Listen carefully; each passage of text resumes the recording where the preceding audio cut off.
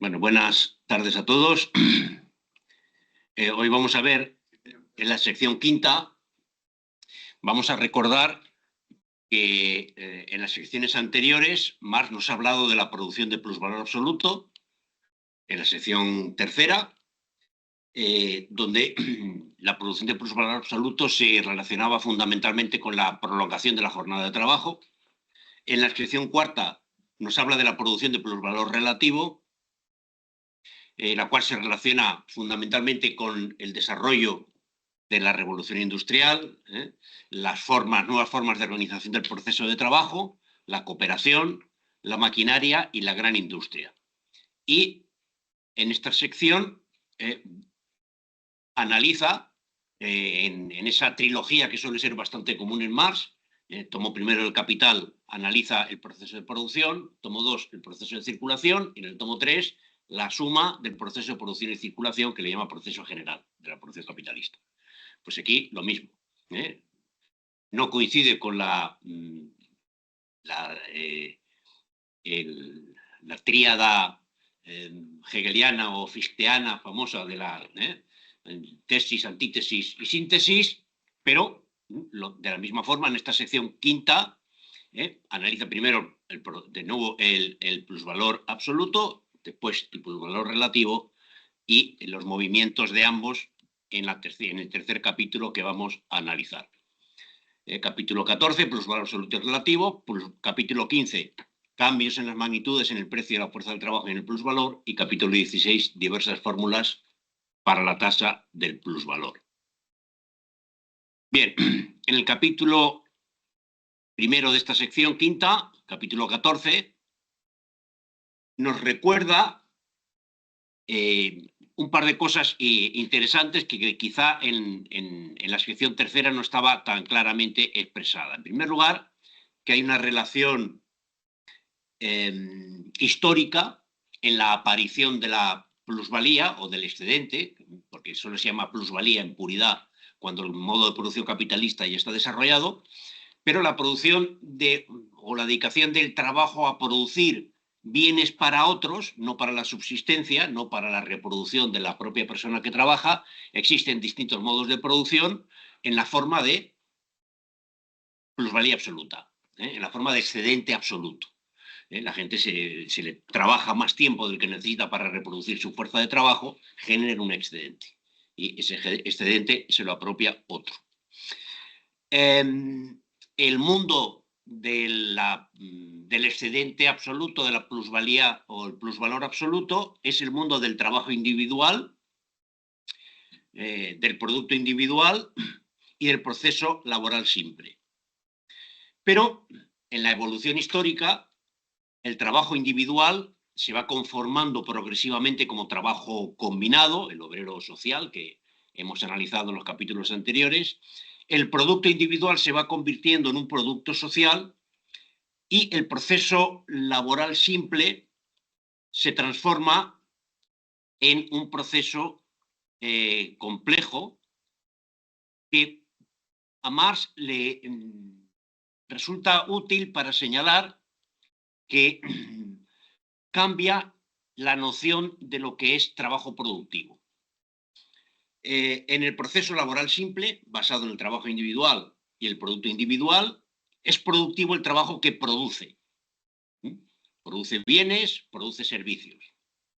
Sin embargo, cuando este trabajo individual, este producto individual, este proceso laboral simple se convierte en trabajo capitalista, trabajo combinado, producto social, es decir, en proceso capitalista de producción, nos dice en la página 216, solo es productivo el trabajador que produce plusvalor para el capitalista,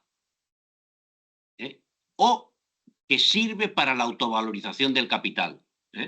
Una O que me parece interesante que retomemos más adelante. El que produce plusvalor para el capitalista o que sirve para la autovalorización del capital.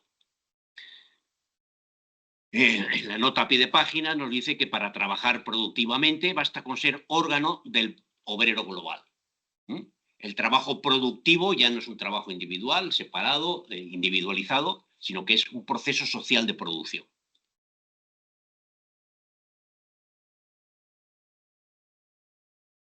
En la siguiente página nos explica cuáles son las condiciones para la producción de plusvalía absoluta.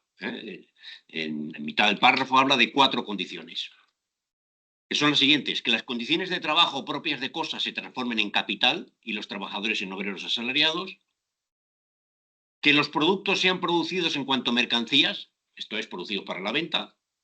En tercer lugar, que el proceso de producción sea al propio tiempo proceso en que el capital consume la fuerza de trabajo y, por tanto, esté sometido al control directo de los capitalistas. Y cuarto, que se prolongue el proceso de trabajo y, por tanto, la jornada laboral más allá del punto en que el obrero solo ha producido un equivalente por el valor de su fuerza de trabajo.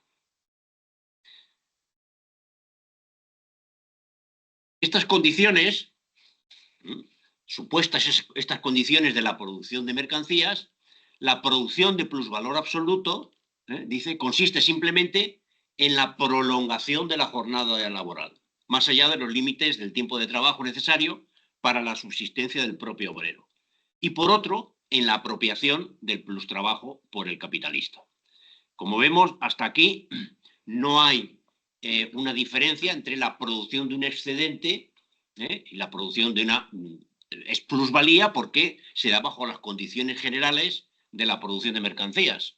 Pero puede ser perfectamente, en lugar del capitalista, el señor feudal que se apropia el tiempo de trabajo que dedica y el producto que deriva del tiempo de trabajo que ejerce el siervo, por ejemplo, en las tierras del señor 2 días o 3 días a la semana. A partir de aquí aparecen 2 conceptos importantes también: la subsunción formal y la subsunción real del trabajo bajo el capital. Este bajo, tal como está traducido por el siglo XXI, dice subsunción en el capital, pero la proposición que se emplea en alemán es unter, que es bajo. Es decir, que en alemán no es el carácter de sumisión del trabajo al capital queda más reforzada que en la traducción de subsunción formal del trabajo en el capital. Bien. La producción de plusvalor absoluto, dice, únicamente presupone la subsunción formal del trabajo bajo el capital. Este proceso de producción de plusvalía absoluta puede ocurrir y ocurre sobre la base de modos de explotación que se conservan históricamente sin la intervención del capital. No se opera entonces más que una metamorfosis formal. La producción del plusvalor absoluto únicamente presupone la subsunción formal del trabajo en el capital. Es decir, que lo llamamos plusvalor absoluto porque se genera en el reino de la mercancía, en el reino en que el trabajo se organiza bajo el principio de la producción mercantil.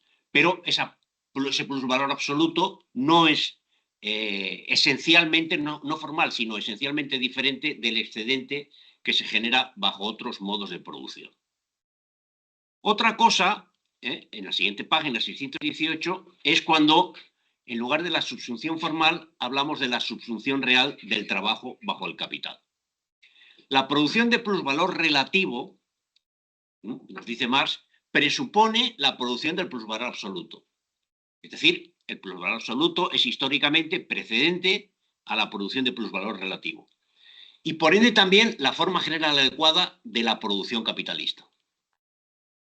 Es decir, lo habitual, lo normal en la producción capitalista es que la forma en que se incrementa la producción de plusvalor sea bajo la forma del plusvalor relativo. ¿En qué se diferencia? Ya lo habíamos visto en la sección anterior cuando vimos el análisis del plusvalor relativo. La finalidad es el acrecentamiento del plusvalor por medio de la reducción del tiempo de trabajo necesario. Reducción del tiempo de trabajo necesario. Plusvalor absoluto, ampliación de la jornada de trabajo. Plusvalor relativo, reducción del tiempo de trabajo necesario, independientemente de los límites de la jornada laboral. El objeto se alcanza mediante el desarrollo de las fuerzas productivas del trabajo. Supone la aparición del modo de producción capitalista, supone la existencia de relaciones sociales de producción específicamente capitalistas. En lugar de la subsunción formal, hace su entrada en escena, dice Marx, la subsunción real del trabajo en el capital. A continuación, hay un análisis de lo que denomina Marx las formas híbridas. El trabajo autónomo, los artesanos, los campesinos, bajo el modo de explotación, atención, patriarcal de la tierra. Aquí vemos un uso científicamente correcto del término. El capital, curiosamente, incluso el capital usurario comercial o la industria a domicilio.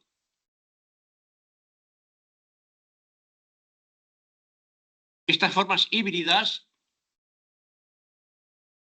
significan que el productor no se le extrae el plustrabajo mediante la coerción directa, ni tampoco se ha verificado la subordinación formal del productor al capital. Este no se ha apoderado aún directamente del proceso de trabajo. Es decir, que a medida que se va desarrollando las formas de producción capitalista, formas de producción que no cumplen ni siquiera los 4 puntos que exigía Marx para que hubiera producción de plusvalía absoluta, se integran, se subordinan, se organizan cada vez más en función del proceso de producción de plusvalía. Formas que provienen de modos de producción anteriores.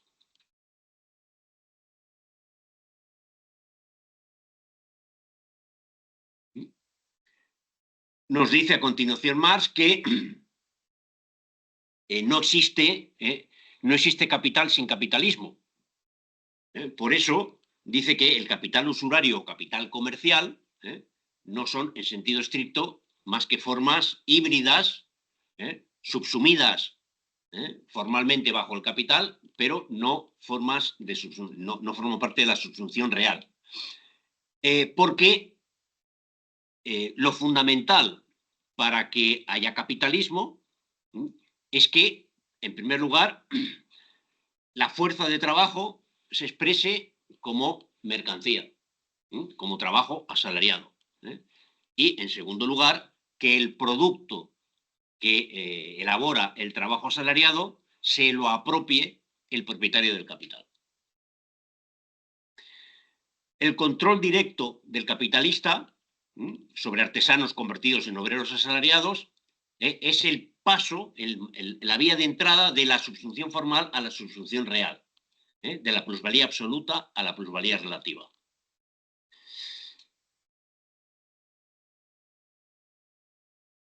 Como método particular, la producción de plusvalor relativo, dice Marx, únicamente opera si se apodera de industrias que hasta entonces solo estaban subordinadas formalmente al capital, esto es, en su propagación. El proceso de creación de plusvalía relativa se va formando a medida que se va propagando el modo de producción capitalista. Pero opera de un modo particular. También cuando los cambios en los métodos de producción revolucionan continuamente las industrias que ya habían caído en su órbita. Pero una cosa es que la producción de plusvalía relativa opere como método particular o se convierta en el modo general.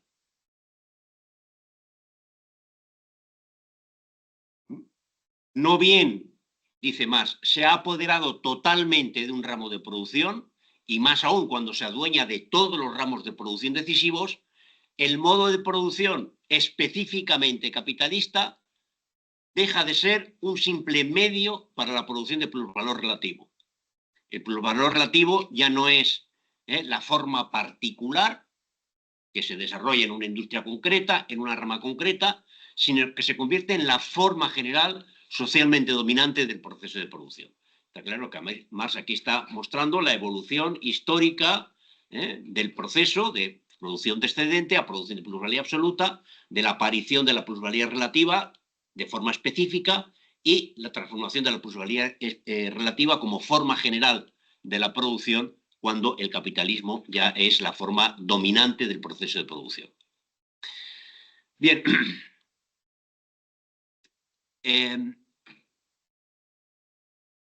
El plusvalor relativo, dice Marx, viene después, presupone el plusvalor absoluto porque implica la prolongación absoluta de la jornada laboral.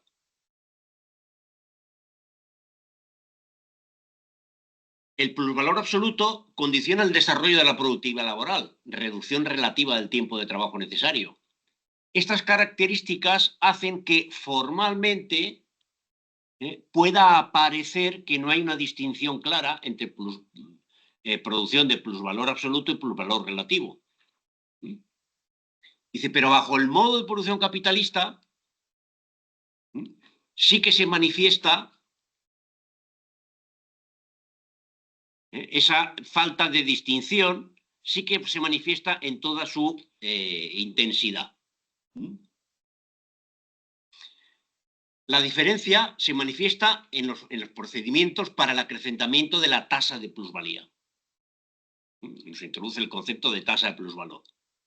Y señala 3 procesos que permite distinguir dentro del modo de producción capitalista entre producción de plusvalía absoluta y plusvalía relativa. La fuerza productiva del trabajo, que ya nos había dicho que es la base de la producción de plusvalor relativo, la intensidad del trabajo y la jornada de trabajo, que ya nos habéis dicho que es la base de la ampliación de la plusvalía, del plusvalor absoluto.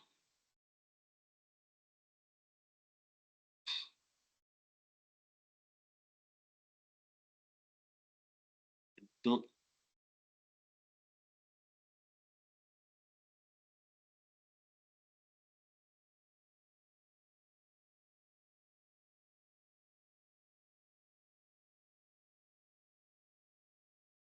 vuelve a retomar la idea en la página 621 de que la producción de excedente no es específico del modo de producción capitalista,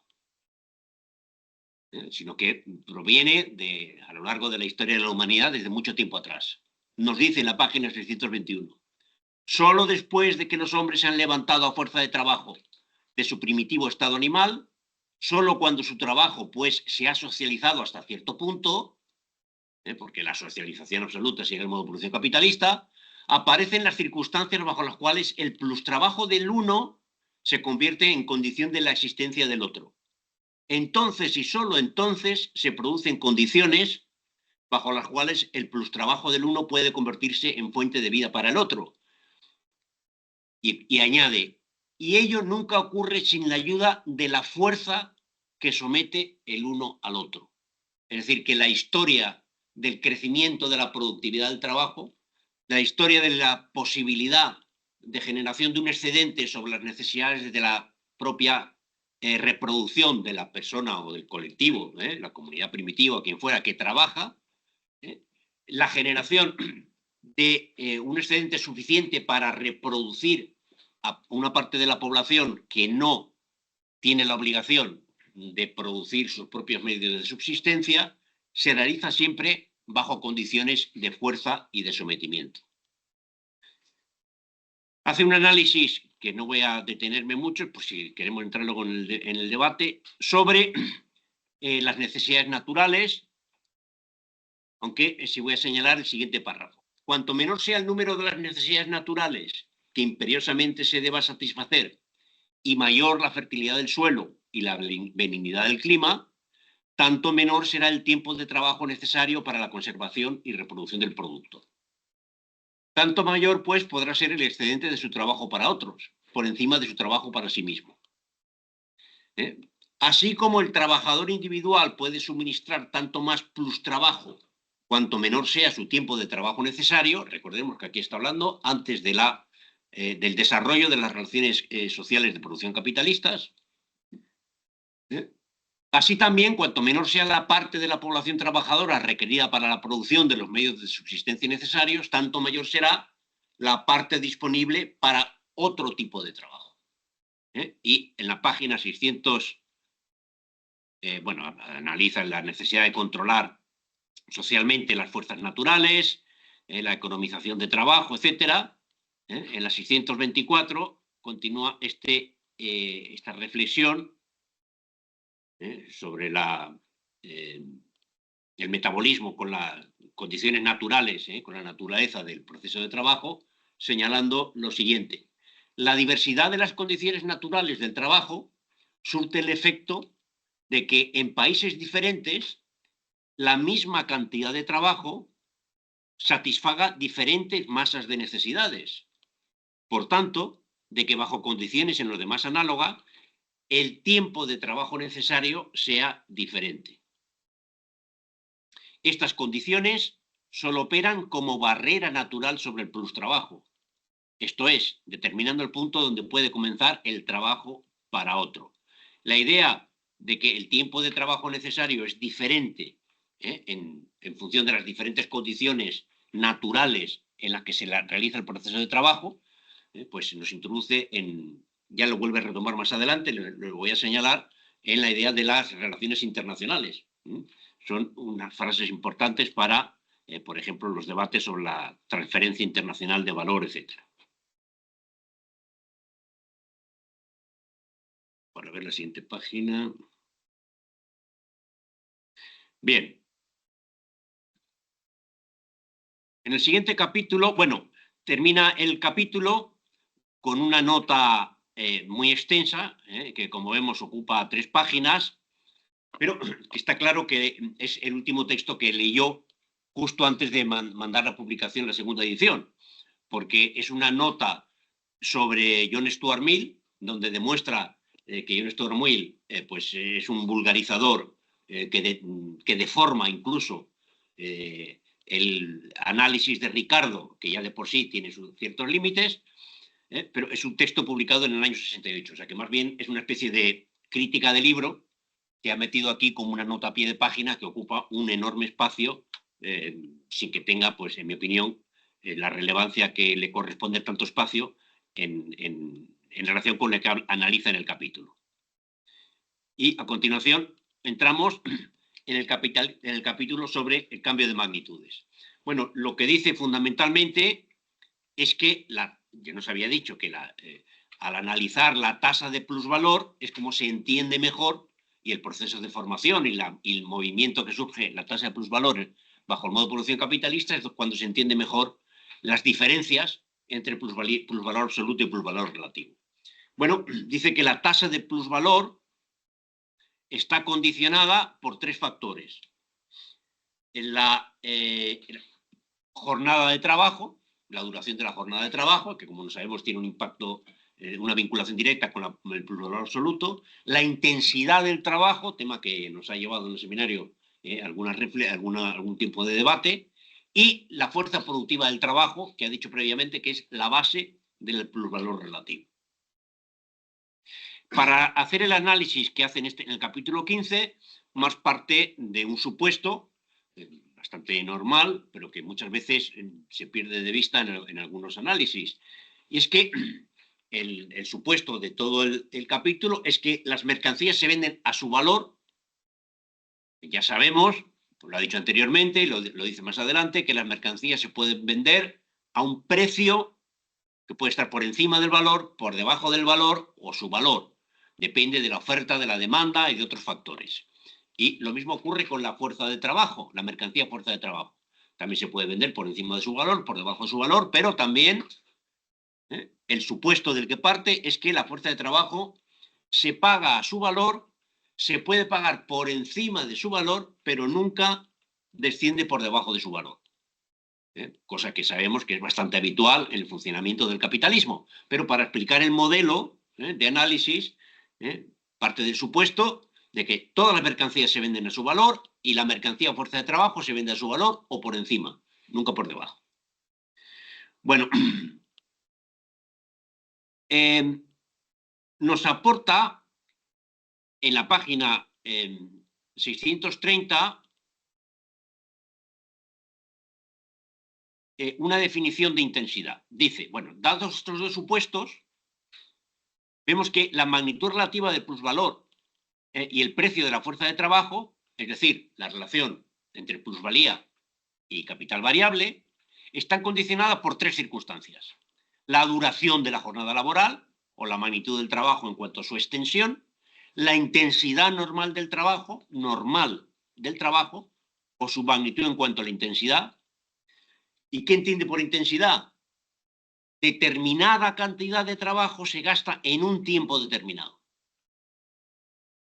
En una hora se gasta distinta cantidad de trabajo. En una hora de trabajo se pueden gastar distintas cantidades de trabajo.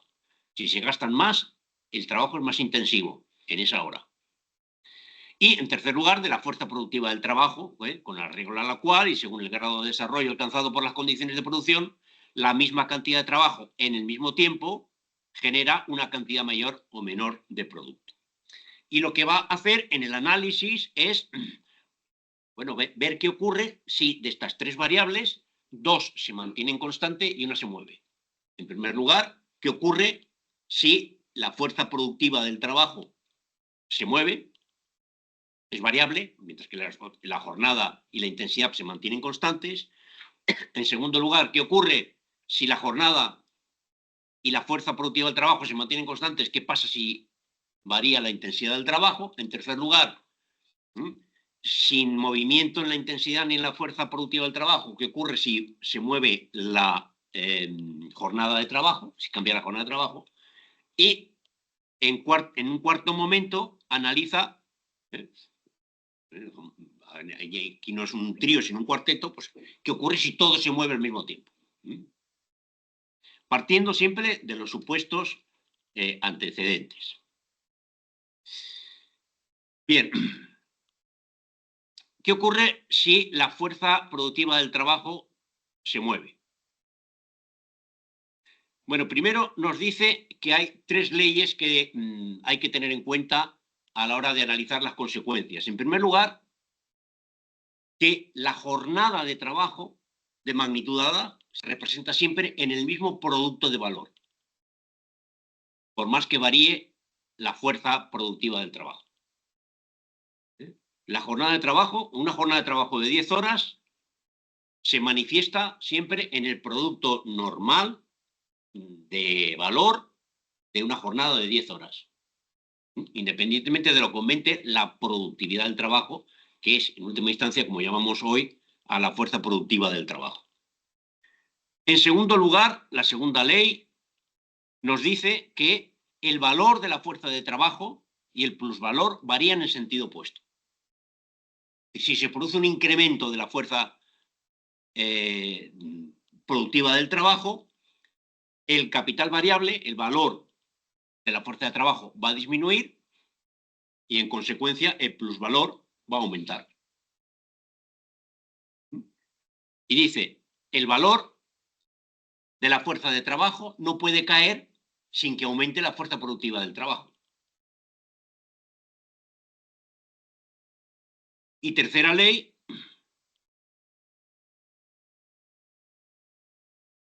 el aumento o la disminución del plusvalor es siempre la consecuencia y nunca la causa de la disminución o aumento correspondiente operado en el valor de la fuerza de trabajo. Es decir, que la variación en la fuerza de trabajo incide directamente en el valor de la fuerza de trabajo e indirectamente, con signo contrario, en el volumen de plusvalía.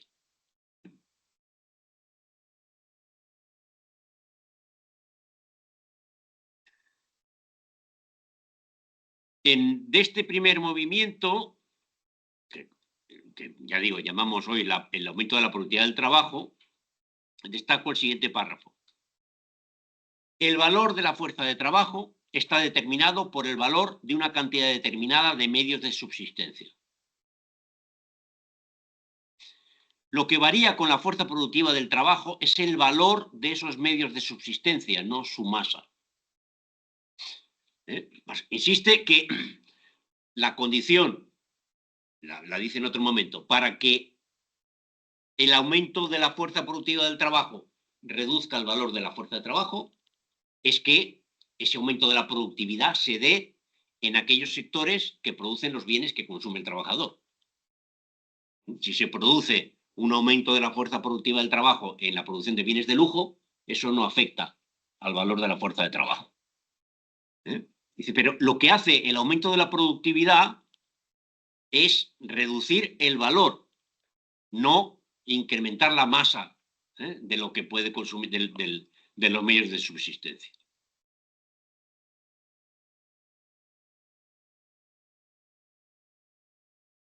Bien.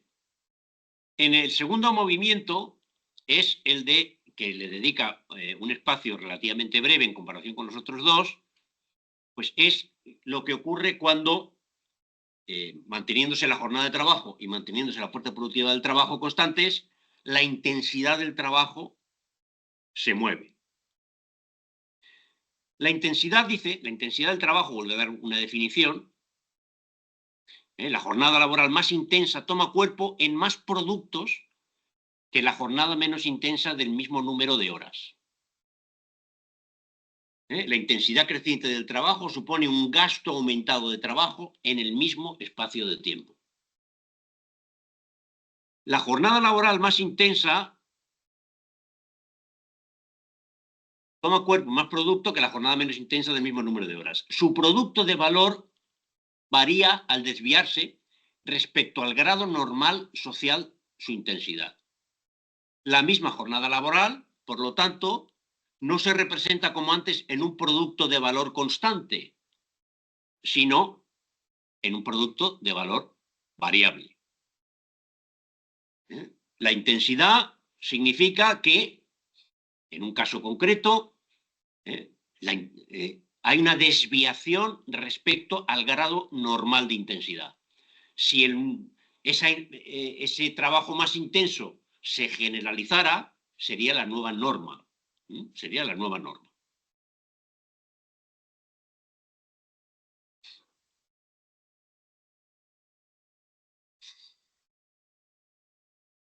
La intensidad creciente del trabajo supone un gasto aumentado de trabajo en el mismo espacio de tiempo.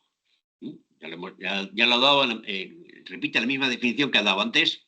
Es decir, en una hora de trabajo se gasta más trabajo. ¿Qué diferencia hay entre el aumento de la intensidad y el aumento de la fuerza productiva? Pues en este esquema, que reproduce más o menos lo que va señalando en la página 636, creo que se ve con claridad. Con el aumento de la productividad del trabajo, aumenta la masa de productos, también se aumenta la intensidad.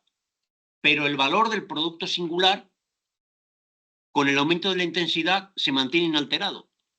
Mientras que con el aumento de la productividad, de la fuerza productiva, disminuye, cuesta menos trabajo que antes. El precio, por lo tanto, con el aumento de la intensidad no se mueve, cosa que sí hace con el aumento de la fuerza productiva del trabajo. El precio se reduce en la proporción en que se reduce el valor. La suma de los precios, es decir, todo lo que se necesita para vender las mercancías producidas, recordemos que Marx tiene una teoría cuantitativa del dinero, pero que es justo la inversa de la teoría cuantitativa que defienden los monetaristas. Los monetaristas dicen que la cantidad de producto que hay que vender en el mercado determina la cantidad de que la cantidad de dinero condiciona la cantidad de precios que hay que pagar por los productos que hay que realizar en el mercado. Marx dice que no. Marx dice que es la relación que hay entre valores y precios en la masa de productos producida determina una determinada cantidad de dinero. Por tanto, la suma de precios que hay que realizar, de las mercancías que hay que vender, en el caso del aumento de la fuerza productiva baja, porque tienen menos valor unitario y por tanto hay que realizar menos precios, salvo que el incremento del volumen de producción supere a la reducción del valor unitario. Pero en el caso del aumento de la intensidad, que no modifica los valores, siempre va a aumentar la suma de los precios. El valor de la fuerza de trabajo, si el aumento de la fuerza productiva se aplica a los bienes de consumo obrero, disminuye. Y dice, por el contrario, esta es una cuestión interesante, en el caso del aumento de la intensidad, el valor de la fuerza de trabajo aumenta. ¿Por qué? Porque se desgasta más rápido. Y por tanto, el coste de reproducción es mayor. Termina el acápite del movimiento de la intensidad del trabajo con una referencia a la ley del valor internacional. Si la intensidad del trabajo aumentara en todos los ramos industriales al mismo tiempo y de manera uniforme, el nuevo grado de intensidad más elevado se convertiría en el grado normal, establecido por la costumbre, y dejaría por ende de contar con magnitud de extensión. Bueno, esto ya lo he dicho antes. Y dice, con todo, incluso entonces, los grados de intensidad media del trabajo seguirían siendo diferentes en las diferentes naciones y modificarían, por tanto, la aplicación de la ley del valor a las distintas jornadas laborales nacionales. La jornada laboral más intensa de una nación se representa en una expresión dineraria más alta que la jornada menos intensa de otra. No está hablando, como se debate, por ejemplo, en los debates sobre la teoría de la dependencia y la ley del valor internacional, sobre la productividad del trabajo, y la productividad del trabajo diferente en distintos países, sino sobre la intensidad del trabajo, que es algo que normalmente no está considerado en, por ejemplo, en los debates que hubo en su momento entre Samir Amin y Emmanuel, por un lado, y Christian Palois, Bettelheim por otro, donde hablaban de si había transferencias internacionales de valor o no, si los trabajadores de los países desarrollados explotaban o no a los trabajadores de los países de la periferia. Ahí se habló, en esos debates se habló mucho de la productividad del trabajo, la productividad relativa por ramas, etcétera, pero muy poco de la intensidad, cuando Marx lo señala con claridad. Bien, el tercer movimiento, que sabemos que Marx asocia con el aumento del plusvalor absoluto, es el que se produce con una variación en la jornada de trabajo. La reducción de la jornada laboral deja inalterado el valor de la fuerza de trabajo y, por consiguiente, el tiempo de trabajo necesario. Reduce el plustrabajo y el plusvalor, si se reduce la jornada laboral. Con la magnitud absoluta de este último decrece también su magnitud relativa, esto es, su magnitud en proporción a la magnitud de valor alcanzado por la fuerza de trabajo, que se mantiene igual. Solo reduciendo el precio de la fuerza de trabajo por debajo de su valor, el capitalista podría mantenerse incólume. Toda la fraseología tradicional contra la reducción de la jornada laboral supone que el fenómeno ocurre bajo las condiciones presupuestas aquí, cosa que también ocurre ahora. Dice, ¿cuáles son las condiciones presupuestas aquí? Que ni la intensidad ni la productividad del trabajo aumenta. Son constantes. Si se reduce la jornada de trabajo, como el valor de la fuerza de trabajo no cambia, el coste lo asume el plusvalor, el capitalista. Toda la fraseología tradicional contra la reducción de la jornada laboral supone que el fenómeno ocurre bajo las condiciones presupuestas aquí, mientras que en realidad, por el contrario, los cambios en la productividad e intensidad del trabajo o preceden a la reducción de la jornada laboral o se producen inmediatamente después de la misma. Una cita que me parece muy interesante incluso no solo para entender el fenómeno, sino para entender pues la realidad actual que estamos viviendo.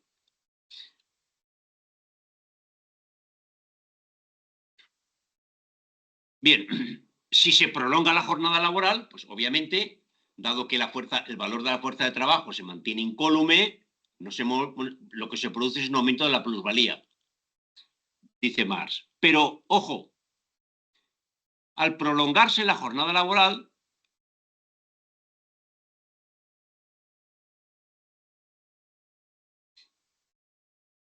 el precio de la fuerza de trabajo puede caer por debajo de su valor, aunque nominalmente se mantenga inalterado o incluso suba. Como se recordará, el valor diario de la fuerza de trabajo se estima sobre su duración media o el periodo normal de vida del obrero y sobre las correspondientes transformaciones normales de sustancia vital en movimientos, de conformidad con la naturaleza humana. Y si se aumenta la jornada laboral, ocurre lo mismo que si aumenta la intensidad. La vida del obrero se desgasta más rápido. Y al desgastarse más rápido, pues obviamente su valor sube, pero eso no quiere decir que el precio vaya a subir. Y lo he explicado cómo al principio del capitalismo, con las jornadas de 16 horas, se produce un desgaste aceleradísimo de la vida de los trabajadores, que no se ve compensada por un aumento del valor de la fuerza de trabajo, de modo que podíamos concluir que en la etapa de las jornadas de 16 horas de trabajo, el valor de la fuerza de trabajo se estaba pagando muy por debajo de su valor. Una especie de acumulación no originaria, pero sí primitiva, que permitió dar un salto sustancial a la industria británica hasta convertirse en la primera industria del mundo, en el taller mundial. Habría que analizar cuál es el desgaste de la sustancia vital de los trabajadores chinos hoy en día, por ejemplo, en comparación con la de otras naciones. Bien. Al analizar el movimiento de todo al mismo tiempo, que es lo que dice que suele ocurrir, pues Marx hace una reducción a dos fenómenos principales. Uno que puede parecer extraño, porque parece que va en contra de la experiencia histórica, que dice, bueno, ¿qué ocurre si aumenta la jornada laboral, pero se reduce la fuerza productiva del trabajo? Marx pone este caso como uno de los casos importantes porque hace referencia a el desgaste de la naturaleza, de la productividad del suelo, que es la creciente, a consecuencia, dice, de la esterilidad creciente del suelo. Bien, en ese caso,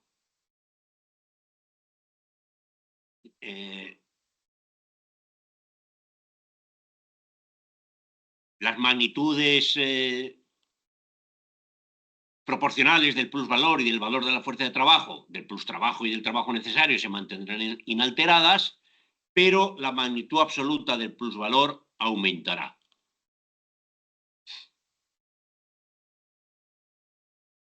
La magnitud absoluta del plusvalor puede mantenerse inalterada, aunque disminuya su magnitud proporcional, porque el desgaste del suelo hace que haya que pagar un precio mayor a la fuerza de trabajo, pero si el aumento de la jornada de trabajo compensa ese aumento en el precio, el valor de la fuerza de trabajo, todavía puede aumentar la magnitud de la plusvalía respecto al capital variable. El segundo caso que pone es más, digamos, más adecuado a las condiciones generales en las que ha ido evolucionando la producción capitalista, porque dice, ¿qué ocurre si aumenta la productividad del trabajo, aumenta la intensidad del trabajo y se produce una reducción de la jornada laboral?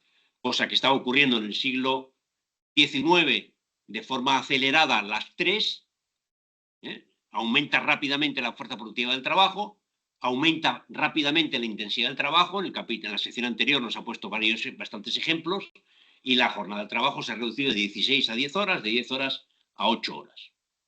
En el siglo XX ha aumentado mucho la fuerza productiva del trabajo, ha aumentado mucho la intensidad del trabajo, pero no se ha reducido tanto la jornada. Ha habido una reducción, pero más pequeña. Bueno, curiosamente, este análisis, Marx lo va a vincular a esas reflexiones que va introduciendo a lo largo del Capital sobre cuáles serían las características de una sociedad que superara el modo de producción capitalista.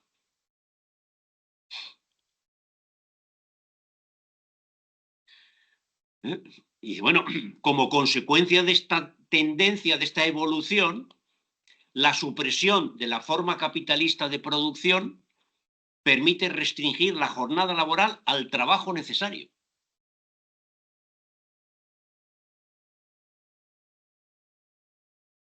Ahora bien, en el caso de como consecuencia del desarrollo de las fuerzas productivas, es decir, del aumento de la fuerza productiva del trabajo, del aumento de la intensidad y de la reducción de la jornada, con desaparición del modo de producción capitalista, es decir, con revolución socialista, el concepto de trabajo necesario se modifica. Por un lado, porque las condiciones de vida del obrero serían más holgadas y mayores sus exigencias vitales. Es decir, aparecen nuevas necesidades que se podrían satisfacer, como también ocurrió en el siglo XX, cosa que Marx no predijo, siempre bajo el modo de producción capitalista. Pero, por otro lado, dice, porque una parte del plus trabajo actual se contaría como trabajo necesario, esto es, el trabajo que se requiere para constituir un fondo social de reserva y de acumulación. Lo que en terminología contable se llama la amortización del capital, la formación bruta de capital fijo, pues también pasaría a formar parte, que es la inversión que hace el capitalista de la plusvalía que obtiene, de una parte de la plusvalía que obtiene, la que no destina a su consumo privado, pues eso también formaría parte del trabajo necesario, dice Marx.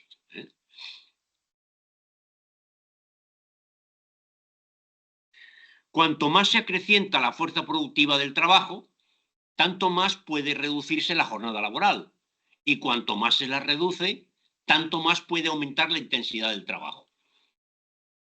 Socialmente considerada, la productividad del trabajo aumenta también con su economía. Esto no solo implica que se economicen los medios de producción, sino el evitar todo trabajo inútil.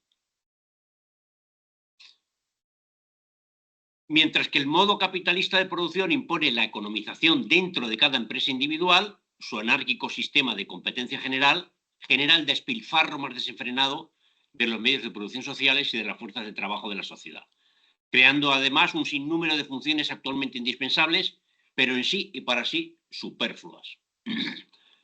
Es evidente una parte creciente de lo que se llama sector, la economía de servicios, bajo la sociedad capitalista, que no produce ni bienes ni servicios, sino que simplemente transfieren propiedad, son absolutamente superfluas.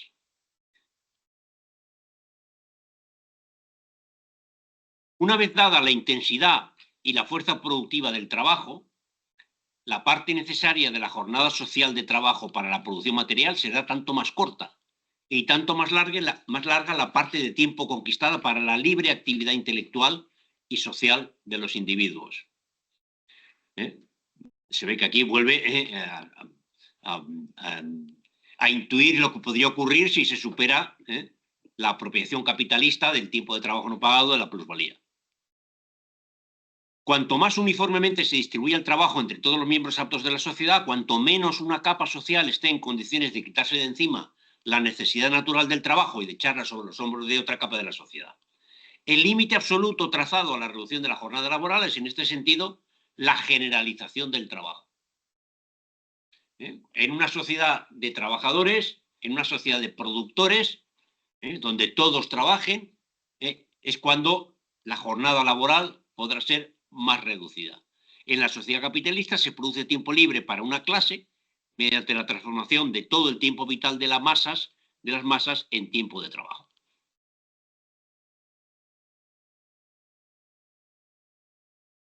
Bien, el capítulo 16,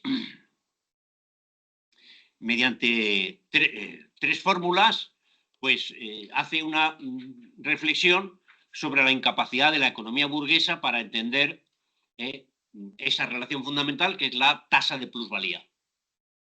En la primera aparece la relación correcta, la tasa de plusvalía, la relación entre el plusvalor y el capital variable, es equivalente a la relación entre el plusvalor y el valor de la fuerza de trabajo, que es equivalente al trabajo excedente respecto al trabajo necesario.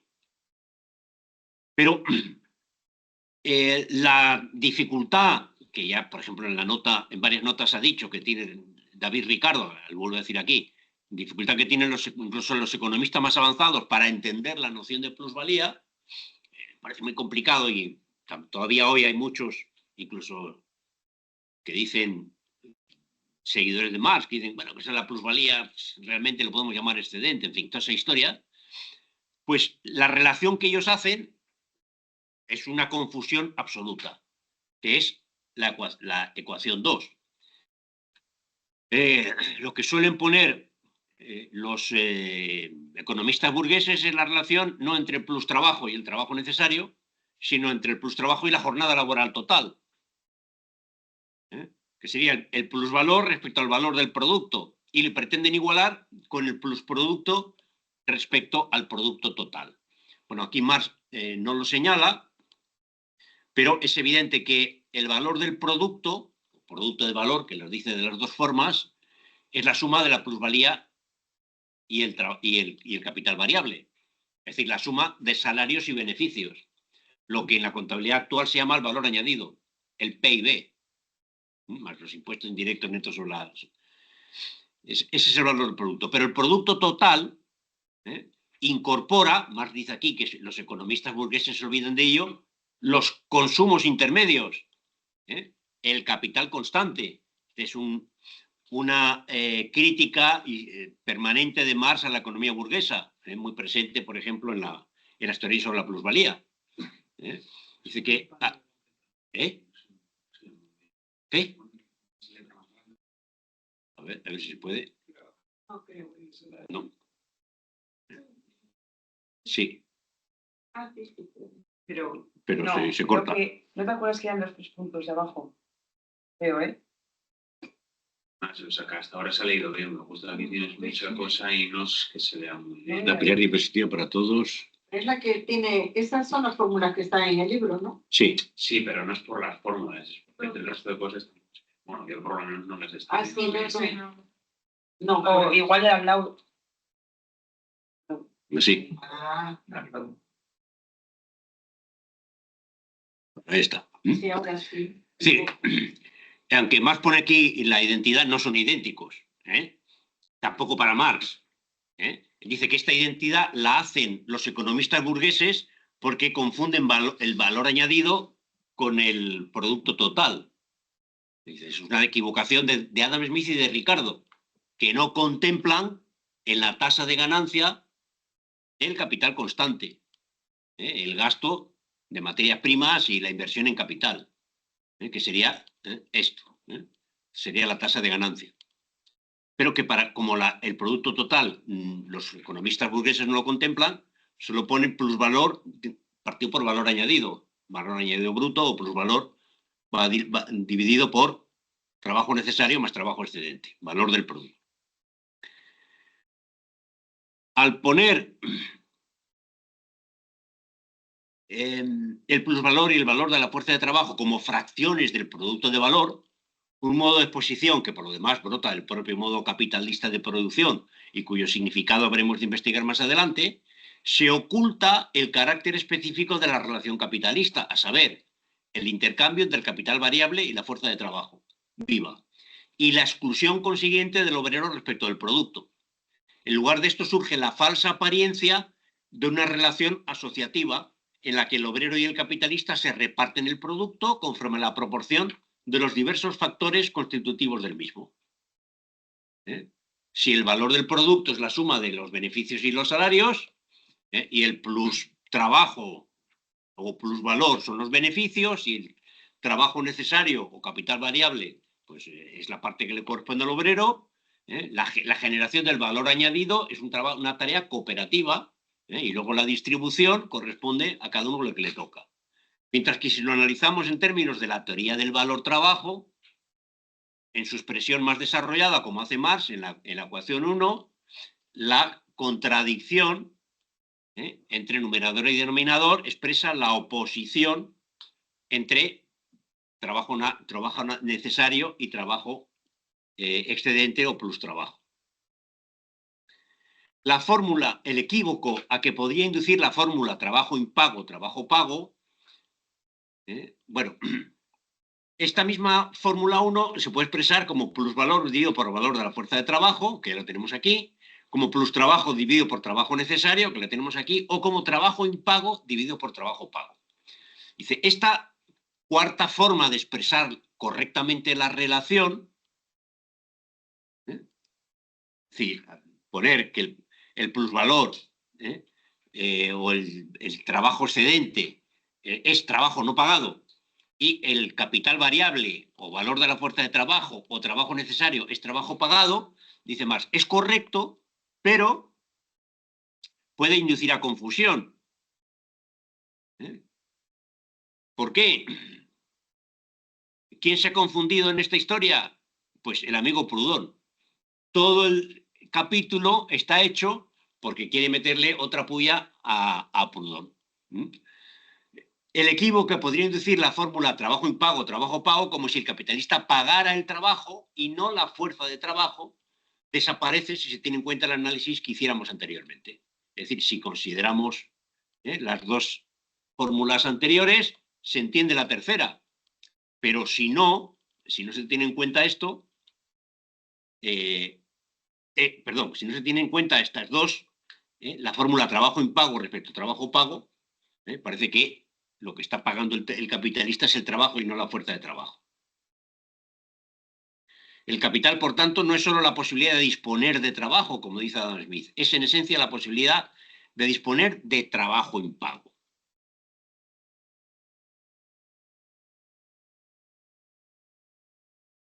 Bien. Termino llamando la atención, aunque es una cuestión de orden, a la nota 17, donde Marx cita, valorando positivamente algunos aspectos de un texto de Rodbertus. No olvidemos que Rodbertus es sobre el que Marx realiza la crítica de la teoría de la renta de Ricardo, en tanto que divulgador y tergiversador incluso de la propia teoría de la renta de Ricardo. Y Engels añade, puede verse aquí con qué benevolencia juzgaba Marx a sus predecesores.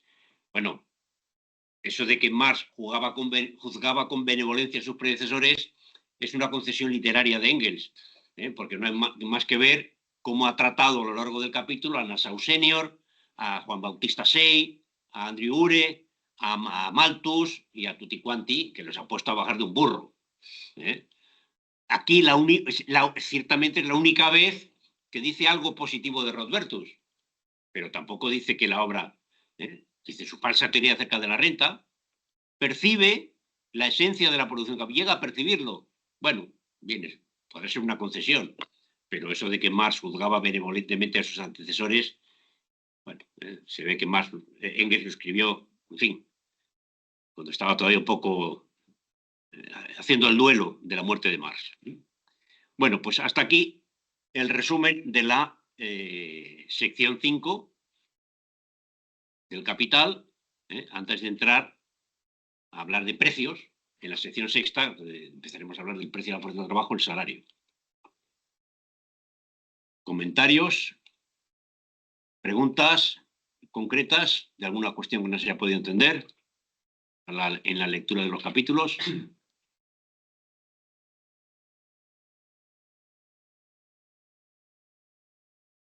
Desde casa sí se ve, dice Adrián. Dos dudas. Es que una duda es que una duda más. La duda es en el párrafo que está donde cita la nota 2.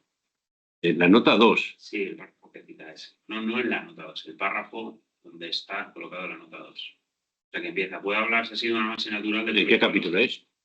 Sí. Nota 15. El primero todos, el control absoluto y relativo.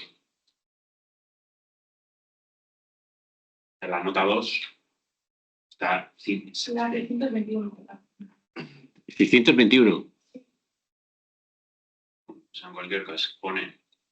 puede hablarse así de una base natural del plusvalor, pero eso en el sentido generalísimo. O sea, en el sentido, pues eso, de que está hablando de, ¿no?, de que tiene que haber cierta productividad, etcétera, etcétera, ¿no? De que en ningún modo obstáculo natural absoluto impide que un individuo se quite el trabajo necesario para su propia existencia y lo eche en los hombros del otro. De ninguna manera cabe asociar ideas místicas como ocasionalmente ha sucedido a esa productividad natural del trabajo. Yo aquí no entiendo muy bien a qué se refiere a productividad natural del trabajo. A ver si es que a que el trabajo es, bueno, claro, que él diría que no es, pero que se asocia que el trabajo tiene como característica el hecho de ser productivo, entonces poder mantener a otros. Yo que sé, como pueden ser los hijos, es que no entiendo muy bien. Me confunde un poco la frase. Y luego también hay otra cosa que, bueno, me da dudas así, en general, que es también en el mismo capítulo, en el primero, segundo, tercero párrafo, me rechina un poco como la definición, entre muchas comillas, que no diría que es una definición, pero bueno, que hace hace de mercancías. Dice, los productos sean producidos en cuanto a mercancías, esto es, producidos para la venta. O sea, me rechina un poco porque me parece como que le está metiendo, digamos, un factor, vamos a llamarlo, subjetivo del productor de que una mercancía es algo si se produce para la venta. Si el productor lo produce para venderlo. Si no lo produce para venderlo, pues no es una mercancía. Y me parece un poco extraño porque, de hecho, hasta que se generaliza la producción de mercancías como tal, o sea, las mercancías, un 90% de los casos, no estaban producidas para la venta. O sea, eran excedente o eran cosas que se encontraban. Entonces, no sé, me ha llamado un poco la atención.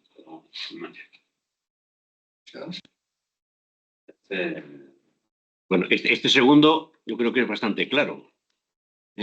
En cuanto a mercancías. Que los productos sean producidos en cuanto a mercancías. ¿Qué es una mercancía? Algo que es producido para la venta.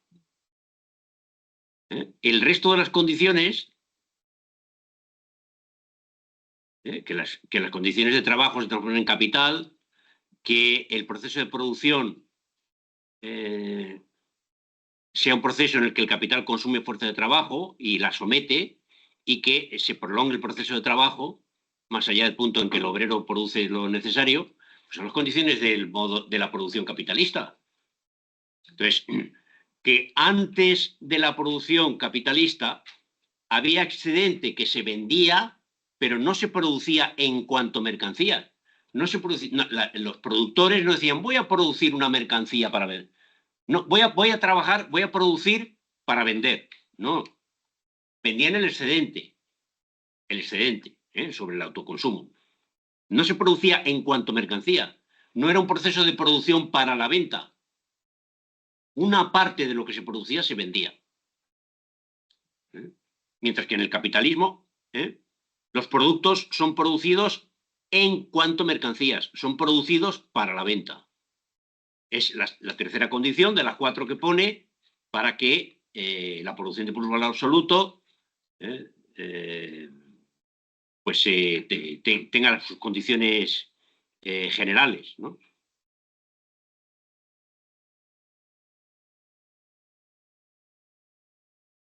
Se resuelve la duda grande en cuanto a que los productos, o sea, en modos de producción anteriores, cuando se vende el excedente, cuando ese excedente se vende como mercancía, aunque no haya sido producido en una primera instancia para ser vendido, ¿no? Bueno, pero es bien, pero hay que cumplir las 4 condiciones. Entonces, esa condición concreta, que los productos sean producidos en cuanto a mercancías, esto es producido para la venta, no se cumplía. Los productos no se producían, aunque una parte de la producción se podía vender como mercancía. Pero eso no nos vale como definición de mercancía. No, aquí lo que está diciendo es una definición. Vamos a ver, si un producto que se vende es una mercancía. Es una mercancía. Pero un sistema de producción de mercancías, que es de lo que está hablando Marx aquí, es un sistema en que todo lo que se produce para venderlo. Que es la diferencia. No es que no hubiera mercancías antes, lo que no había era un sistema de mercancías.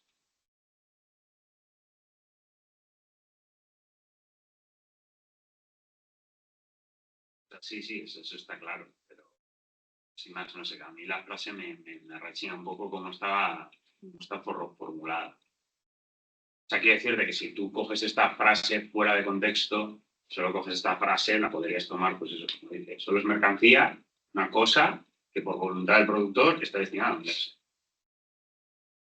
Es una definición un poco extraña y mala, sin más, simplemente, o sea, sin más, que simplemente quería... Eso tiene que ver con la primera frase del Capital. ¿Cómo empieza el Capital con la primera frase?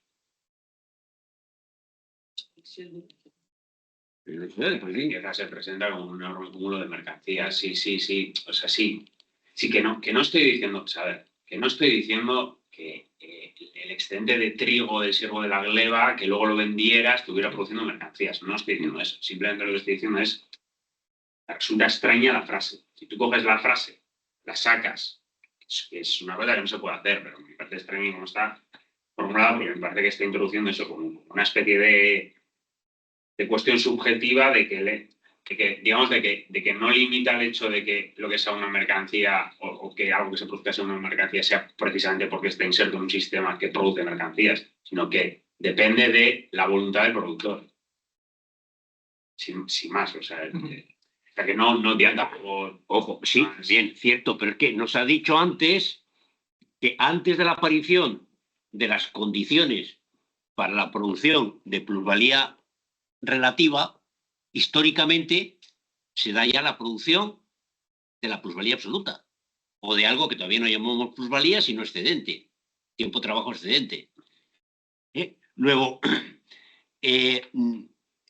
estas son las condiciones para la producción de plusvalía absoluta, no para la producción de plusvalía relativa, que exige ya que se den las condiciones, lo dice más adelante, no solamente para la producción específica de plusvalía relativa, sino del modo de producción, la generalización del modo de producción capitalista para que la producción de plusvalía relativa sea la forma de organización, el objetivo y la forma de organización del proceso de producción.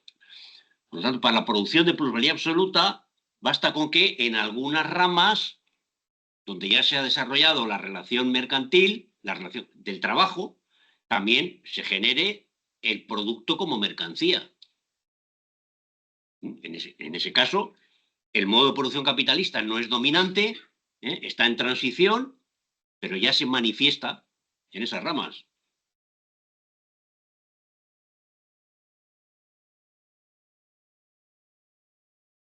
Y respecto a lo del otro, pues no sé qué decir.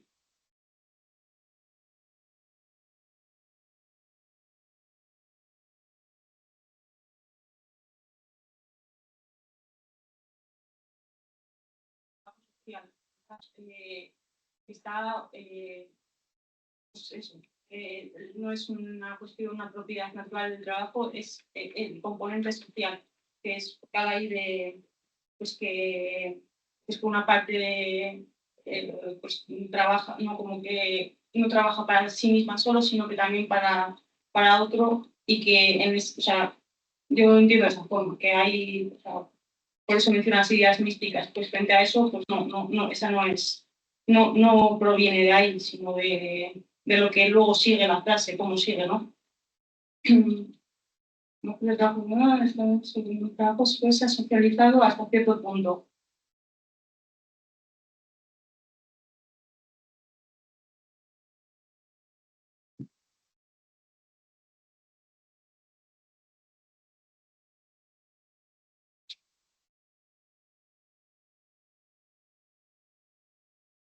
O sea, ¿tú cómo entendías? Es que no entiendo muy bien a qué se refiere. O sea, sí que no diría que no se refiere a eso, o sea, que eso también lo dice, pero que en este caso no se refiere a eso. O sea, está hablando de productividad natural, o sea, no está hablando de... Pero es de donde no, o sea... Sí, sí puedo acabar antes de esto. O sea, ahí está hablando de productividad natural, entonces no... O sea, y lo que está hablando está diciendo es que una vez que se ha alcanzado cierto grado de productividad, pues se abre, digamos, la puerta, pues eso, que haya plus trabajo y de cierta manera pues haya plus valor. Y luego, de hecho, la cita que pone es que dice, pues dice, a ver la situación, las fuerzas productivas adquiridas por el trabajo son exiguas, pero también lo son las necesidades que se desarrollan con los medios empleados. La situación, los comités además, la producción de sectores asociados del trabajo ajeno es significante, pequeña frente a la pequeña masa de productores directos. Entonces, no sé muy bien. O sea, sí, o sea, eso también podría ser una idea mística, pero no me parece que en ese sentido lo esté criticando aquí. Lo que no entiendo muy bien es eso, a qué está criticando. O sea, en todo caso, la única como atributo que se le podría atribuir eso a la productividad natural del trabajo es eso, que naturalmente pues el ser humano pues produce cosas para él y para los demás. Entonces, pues como produce cosas para él y para los demás, pues que es normal que haya una división del trabajo, entonces pues es normal que en ciertos grados pues que alguien sea capaz de apropiarse del trabajo ajeno, o sea, como algo así. Yo es como lo he entendido, pero tampoco, claro. Sí, yo creo que hay que leer el párrafo entero. Yo no había caído en ello. Entonces dice, un individuo que consiga que otro trabaje para él. no hay, dice, ningún obstáculo natural que impida que un individuo logre que otro trabaje para reproducirse a sí mismo y para él. No hay ningún obstáculo natural. Para que otro trabaje reproduciéndose a él mismo y trabaje para el que le domina, tiene, lo he dicho antes, tiene que haber un cierto grado mínimo de productividad. Como no hay ningún obstáculo natural que lo impida, eso es lo que llama productividad natural del trabajo.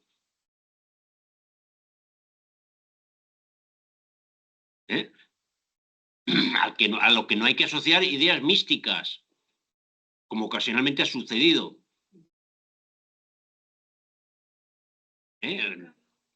Pues el rey, el clero, que logra, que es importante, el curandero de la tribu, que logra que él no trabaja, pero consume más que los demás, porque se ha alcanzado un cierto nivel natural que lo permite. O sea, está diciendo las ideas místicas, está refiriéndose a esa idea de la economía que puede tener algún economista, si se le puede llamar así, de, bueno, pues la Inglaterra es el país más rico porque las gentes de Inglaterra son las más fuertes e inteligentes y porque Inglaterra es el país más fértil, o cosas de esas. Sí, yo entiendo que va por ahí. Igual es una crítica al istísio, porque no era como el origen de la riqueza, como que sí que reconocían que estaba en el trabajo, en tanto que o sea, es como que ha habido economistas que sí que han reconocido ¿no? Pues, que el origen de la riqueza está en el trabajo, pero ¿de qué forma? No es una mística del trabajo, sino es porque hay determinados sectores que se están apropiando del trabajo de la gran mayoría. Entonces, no es una cuestión mística, es una cuestión social. Sí, bueno, efectivamente, los fisiócratas justificaban el papel social del terrateniente, de la aristocracia terrateniente, por la importancia que tiene el trabajo sobre la tierra para sostener a toda la... Es decir, que todo está sostenido no por el trabajo del campesino, sino por el propietario de la tierra en la que trabaja el campesino. Oiga, eso... Yo creo que aquí se refiere más casi a los frenólogos que a otra cosa. ¿A los? A los frenólogos o a otra clase de... O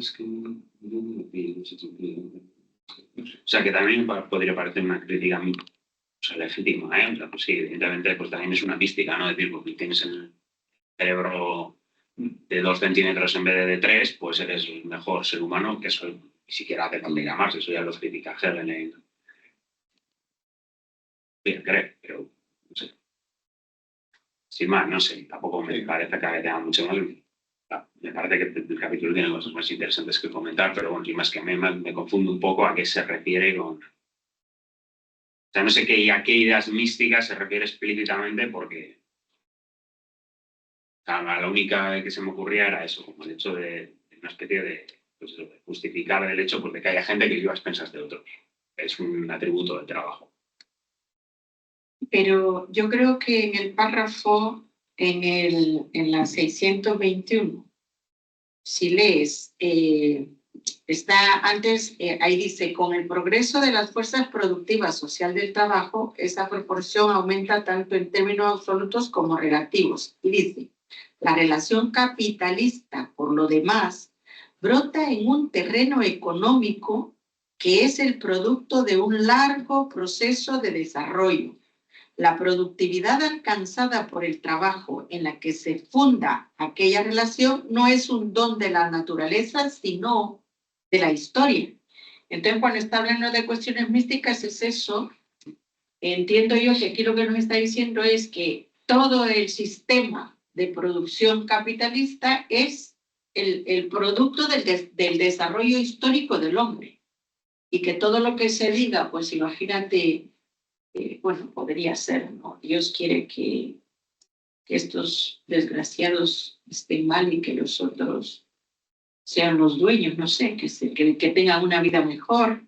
Pero todo lo anterior se está, lo que entiendo yo que lo que nos quiere decir aquí es que aunque la naturaleza, porque está hablando de los medios naturales, la tierra produce alimento, produce, entonces, esos medios naturales que no son de nadie, es verdad que alguien puede hacer que otro trabaje para él y no hay quien se lo impida porque no es de nadie. Y si hay uno más listo, que es lo que ha pasado a lo largo de la historia, pues lo ha hecho y así, sobre eso es, pero no es sobre, pues sobre la astucia de unas personas, pero también sobre el desarrollo histórico que se va dando a lo largo de cómo la propiedad de todos va pasando a manos de unos pocos y se va apropiando. Yo entiendo que está hablando de que lo tenemos que ver todo esto en un sentido histórico y no en un sentido natural. Como dicen algunos, es natural que hayan pobres y ricos. Eso lo oyes a cada 2 por 3. Hoy en día mucha gente dice eso, que es natural. Esa idea queda reforzada en la versión francesa, que está en la nota A, donde dice: ello nunca ocurre sin la ayuda de la fuerza que somete el uno al otro. Es decir, que no es que esa productividad, las ideas místicas de por qué tienen que existir gente que no trabaja y que vive del trabajo de otros, que se puede justificar de muchas maneras. Dice, no, siempre es el resultado del sometimiento, del uso de la fuerza para someter a los que tienen que trabajar, para producir para los que no tienen que trabajar. Bueno, más cosas.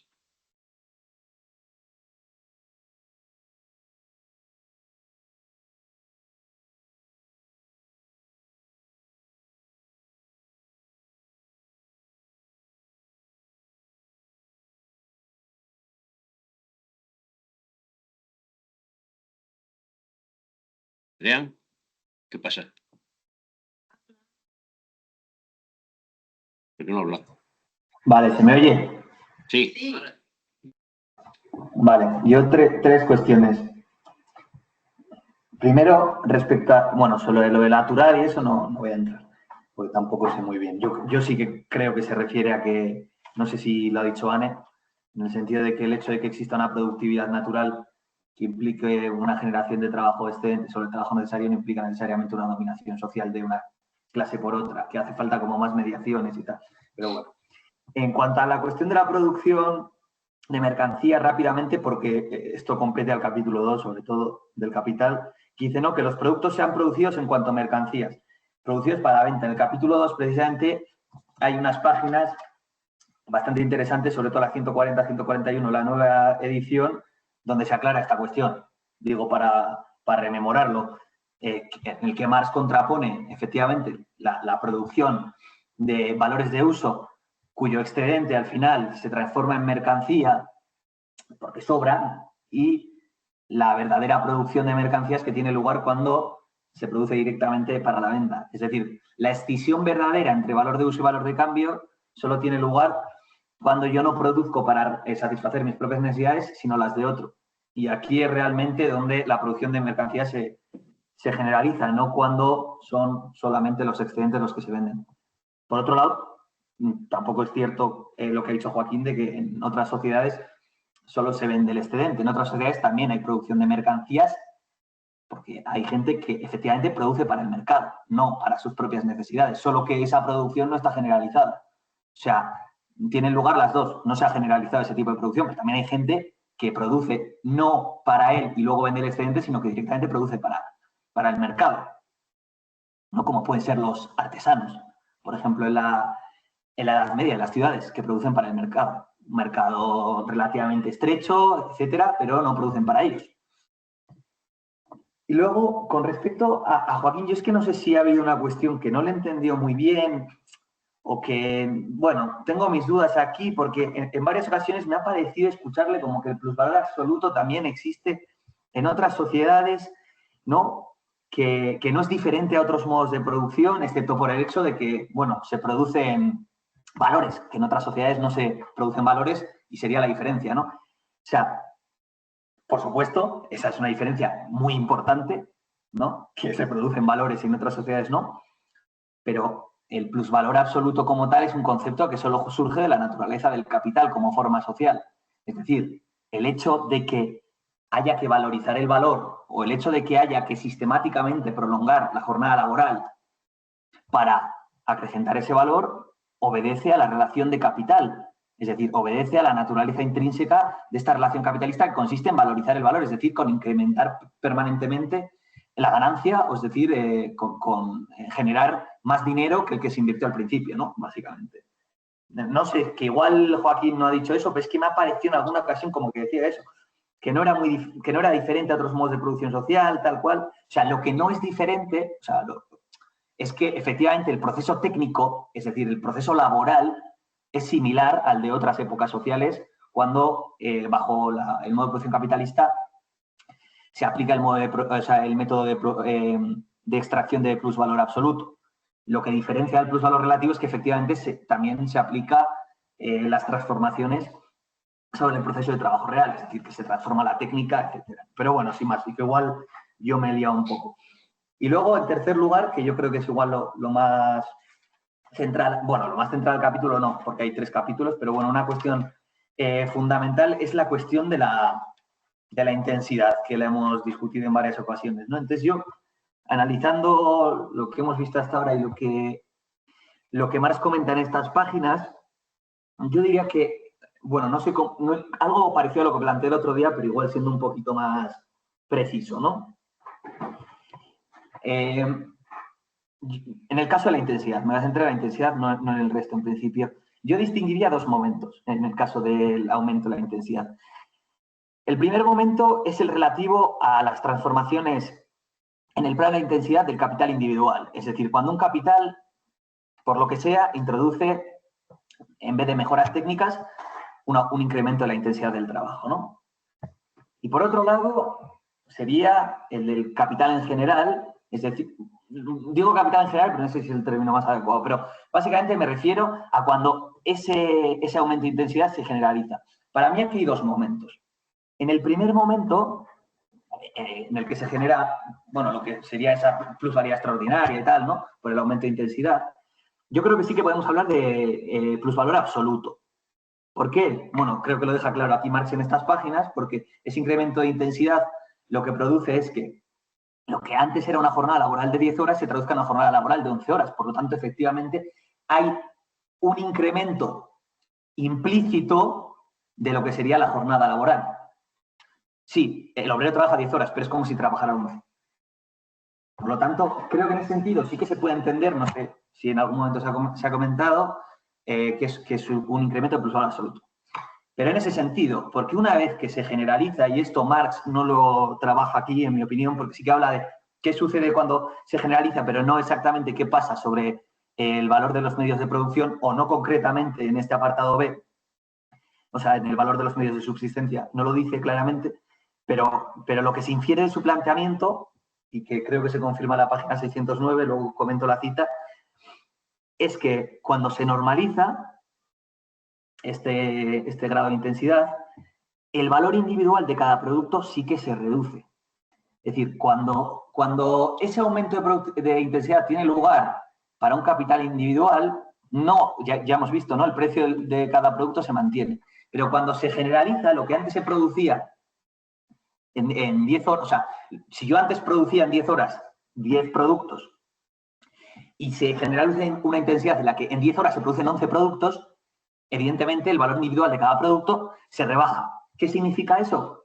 Que disminuye también el valor de la fuerza de trabajo al disminuirse el valor de los medios de subsistencia. Por eso es un método de extracción de plusvalía relativa y no un método de extracción de plusvalía absoluta. Y en la página 609 creo que se confirma un poco porque tiene 609 de la nueva edición, que es pues 3 párrafos antes más o menos de terminar el capítulo 16, cuando dice intensidad y fuerza productiva del trabajo crecientes y reducción simultánea de la jornada laboral. B. Hay una B, ¿no? que dice la cuarta edición, esta frase está precedida por el numeral 2, ¿vale? Dice, el aumento de la fuerza productiva del trabajo y su intensidad operan uniformemente y en el mismo sentido. Ambos factores acrecientan la masa de productos obtenida en cada espacio de tiempo. Ambas, pues, reducen la parte de la jornada laboral que el obrero necesita para producir sus medios de subsistencia al equivalente de estos, efectivamente, y se está refiriendo a la intensidad, por eso es un método de plusvalía, de producción de plusvalía relativa, porque reduce el tiempo de trabajo necesario para producir esa mercancía. Y repito, esto lo hace a nivel, cuando se normaliza, cuando se generaliza esa intensidad. Antes no, antes es el supuesto que nos ha puesto Marx. Y diría que en principio con esto ya está.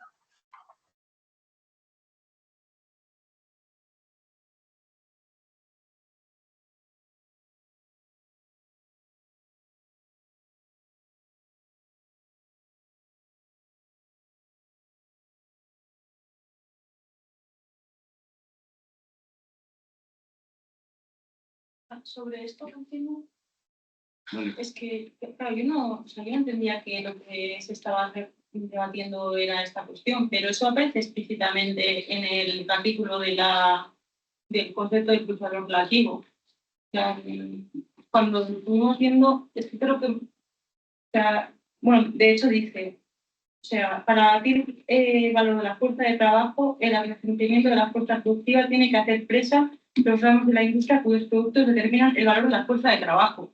Es decir, eso aparece cuando vimos el valor relativo, porque es que, o sea, yo recuerdo que me surgió precisamente la duda de que, o sea, bueno, o sea, me surgió una duda en relación a esto, pero, o sea, que si es eso, que si la intensidad repercute en, o sea, la duda sería si la intensidad repercute en el valor relativo, pero No, si era valor absoluto relativo era la duda. Si era uno u otro. pero aparte, bueno. Dale, lo voy a Yo diría que aquí la cosa más la deja bastante meridianamente clara y que en principio Adrián no estaría de acuerdo. En principio yo creo que el aumento de la intensidad de trabajo es en cualquier caso aumento de esto de plusvalía absoluta. O sea, no hay ninguna distinción entre si la hace un capitalista o no en ese sentido, o todo el conjunto de los capitalistas en ese sentido. O sea, en la página 605, que es justo antes del apartado C, en el apartado de intensidad del trabajo variable, tiene el último párrafo, dice así: si la intensidad del trabajo aumentara en todos los ramos industriales al mismo tiempo y de manera uniforme, lo que planteaba Adrián, el nuevo grado de intensidad más elevado se convertiría en el grado normal social establecido por la costumbre y dejaría, por ende, de contar con magnitud de extensión. Es decir, si esto ocurre, ya no es que se esté extendiendo esta jornada laboral individual, sino que todas las jornadas laborales son así. Con todo, incluso entonces los grados de intensidad, nos dice media del trabajo, seguirían siendo diferentes en las diversas naciones y modificarían, por tanto, la aplicación de la ley del valor a las diversas jornadas laborales nacionales. Modificarían, por tanto, la aplicación de la ley del valor a las distintas jornadas laborales nacionales. La jornada laboral más intensa de una nación se representaría en una extensión dineraria o en un valor más alto que la jornada menos intensa de otra. Es decir, en cualquier caso, o sea, al final aquí lo esencial es lo que está pasando con el valor, con la generación de valor por parte de ese trabajo. Y es que si cuantificamos el valor, como entiendo que lo está cuantificando Marx, en términos de gasto de fuerza de trabajo, de fuerza de energías vitales o de fuerza fisiológica de trabajo o de lo que sea, habría más valor generado siempre en esa hora más intensa. Por lo tanto, aunque todos los capitalistas, aunque toda la sociedad pase a producir de forma más intensa, eso no, de alguna forma, no diluiría el efecto, sino que ese efecto seguiría manteniéndose y se estaría generando más valor en la misma hora. Y habría siempre que ponderar ese valor de la hora de la fuerza de trabajo en cuanto a su intensidad, independientemente de una cosa u otra. Y por lo tanto siempre se trataría de plusvalía absoluta, incluso teniendo en cuenta la cosa que ha dicho de que en efecto esto repercute en que se disminuya el tiempo de trabajo necesario de la jornada laboral, pero se disminuye de forma temporal, pero no se disminuye la cantidad de energías, la cantidad de fuerza de gasto, fuerza de trabajo fisiológica gastada de forma necesaria durante esa jornada laboral.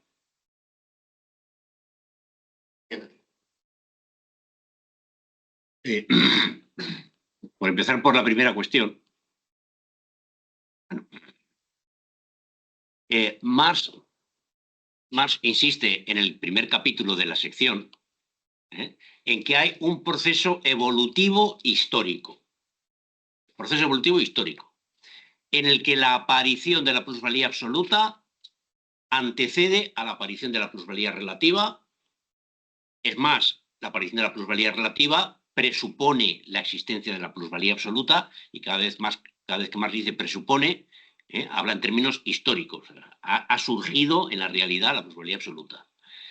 Y que la producción de la plusvalía absoluta exige unas condiciones, que son las 4 condiciones, una de las cuales hemos estado hablando, que implican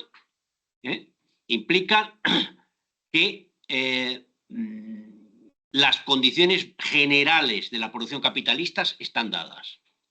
Pero dice, este proceso de producción de plusvalía absoluta puede ocurrir y ocurre sobre la base de modos de explotación que se conservan históricamente sin la intervención del capital. Es decir, esa presencia previa de la plusvalía absoluta que exige ya unas condiciones básicas de la producción mercantil, se pueden dar en los restos que quedan de modos de producción anterior si están. ¿Por qué? Porque están subsumidos formalmente. De ahí la importancia de la expresión subsunción formal y subsunción real.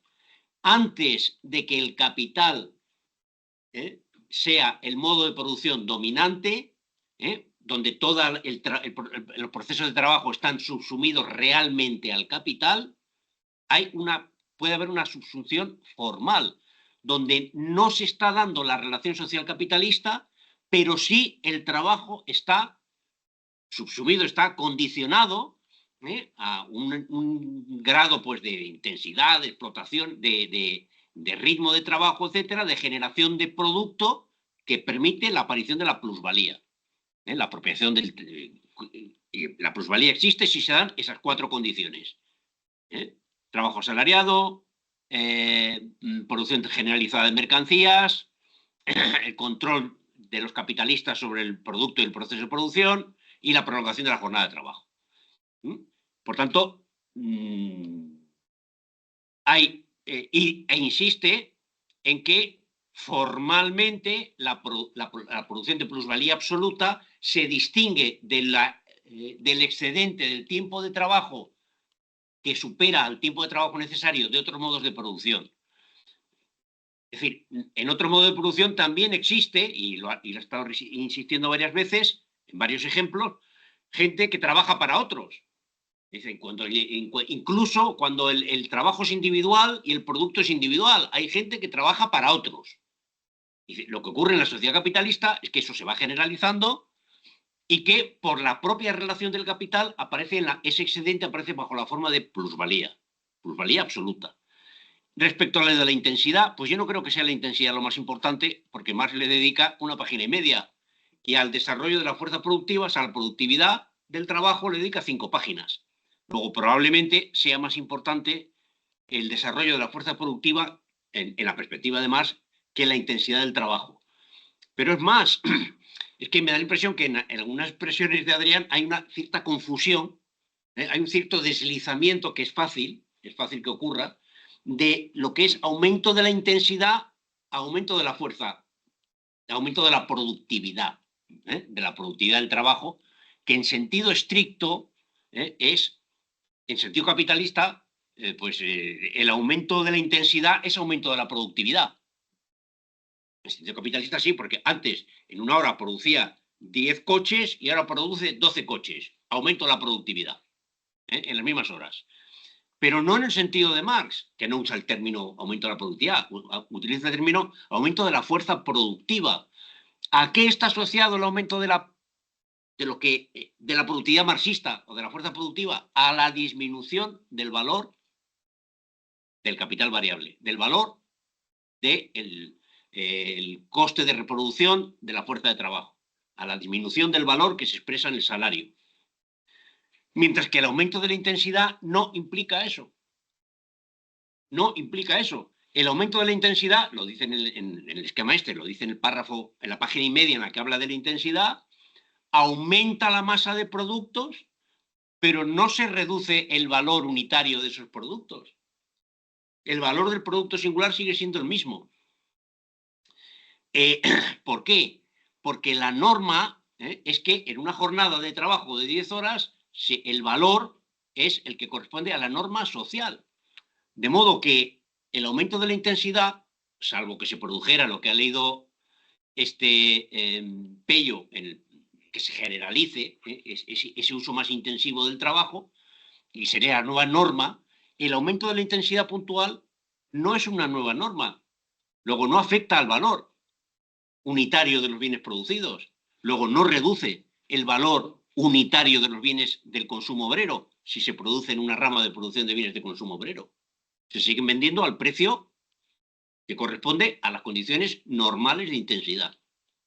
El aumento de intensidad es tal como lo analiza aquí, es una situación excepcional. Se podría presentar como en paralelo pero, ojo, es excepcional, pero permanente y continua en la sociedad capitalista. Es decir, la intensidad normal va siendo cada vez mayor. Se va normalizando una intensidad cada vez mayor.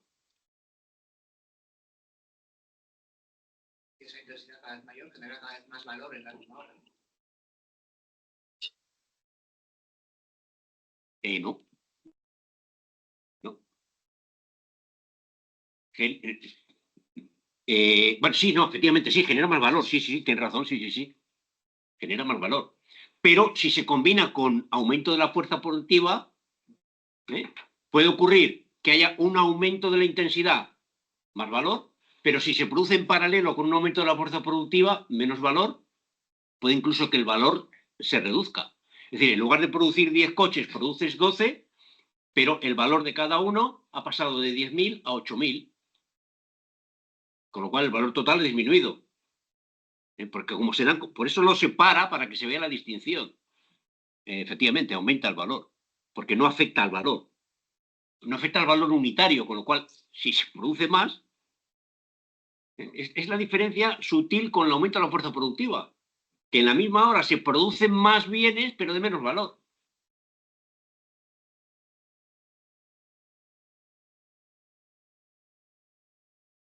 Porque el gasto de trabajo es el mismo. Aumenta la fuerza productiva. Gasto de trabajo más intensificado, intensificación. Es una diferencia que no es fácil de captar, pero que yo creo que tiene su sentido.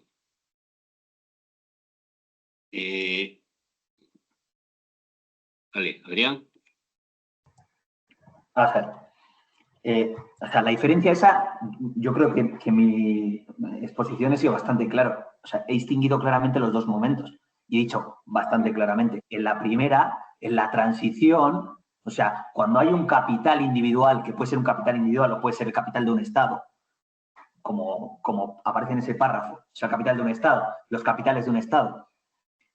Cuando se incrementa la intensidad, en este caso, sí que se incrementa el valor, efectivamente, porque equivale a una producción, o sea, a una prolongación implícita de lo que sería la jornada laboral. Es decir, lo que antes eran 10 horas, ahora son 11. Por lo tanto, los productos, cada uno vale lo mismo y eso se traduce en más valor, porque cada producto preserva su valor, preserva ese valor y se traduce en más valor. Pero la cuestión aquí no es eso, que yo creo que en eso estamos todos de acuerdo. La cuestión es qué sucede cuando se normaliza, se generaliza esa intensidad. Y la cita de Pello que trae a colación creo que justamente apunta, o sea, a lo contrario de lo que ha dicho él y me reafirma a mí. Dice, si la intensidad del trabajo aumentara en todos los ramos industriales al mismo tiempo y de manera uniforme, el nuevo grado de intensidad más elevado se convertirá en el grado normal social establecido por la costumbre y dejaría, por ende, de contar como magnitud de extensión. Es decir, desaparece esa mayor generación de valor. Deja de contar como magnitud de extensión. Ya no hay un una especie de prolongación de esa jornada laboral merced a esa intensidad superior. Ya es una magnitud normal, básicamente. Esas 10 horas son esas 10 horas con X intensidad. La norma se generaliza, como ha dicho Joaquín antes. Es decir, esa es la norma. La nueva norma es que tienes que producir esa cantidad de productos en 10 horas.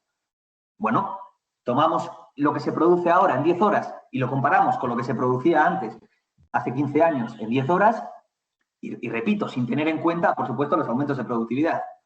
O sea, es decir, derivados de la fuerza productiva del trabajo, que ese es otro tema, porque suelen ir de la mano y tal, pero bueno, vamos a hacer abstracción de ellos. Es decir, si comparamos, o sea, bastante sencillo. Al principio producíamos 10 productos en 10 horas.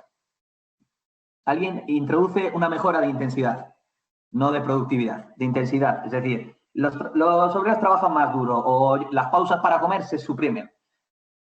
Bien, ¿qué sucede? Que producen 11 productos en 10 horas. Vale. Pero solo lo hace un capital al principio, ¿no? Ese capital, vale, perfecto. Entonces, ahora mismo produce un valor de 11 en vez de 10. Vale, cuando se generaliza todo eso, ¿qué sucede? Es decir, si esa es la intensidad normal del trabajo y lo que introdujo ese capitalista realmente es algo coherente y no una ida de olla de ese capitalista, ¿qué sucede? Que en la nueva tesitura tenemos que en 10 horas se producen 11 productos. ¿Qué significa eso? Que cada producto no vale 10, vale 0,9 o no sé cuánto sería. Hay que hacer el cálculo, 0,91 lo que fuera. Por lo tanto, se ha reducido el valor del producto. Se ha reducido el valor del producto y esto se traduce efectivamente en una reducción de forma indirecta, por así decirlo, de lo que sería el valor de la fuerza de trabajo. Por lo tanto, o sea, y por eso Marx insiste en numerosas ocasiones que es plusvalía relativa y le sitúa dentro de los métodos de plusvalía, de producción de plusvalía relativa. O sea, y lo dice, ¿no? Es que ambos factores, lo dice la 609, acrecientan la masa de productos obtenida en cada espacio de tiempo, tanto la fuerza productiva del trabajo como la intensificación. Entonces, si se acrecienta la masa de productos obtenida en un espacio de tiempo, en ese caso, cuando se ha generalizado, me refiero, pues reducen, como dice Marx, la parte de la jornada laboral que el obrero necesita para producir sus medios de subsistencia o el equivalente de estos. Porque recuerdo que cuando estamos hablando de esa etapa de transición, ¿no? En el que un capital introduce ese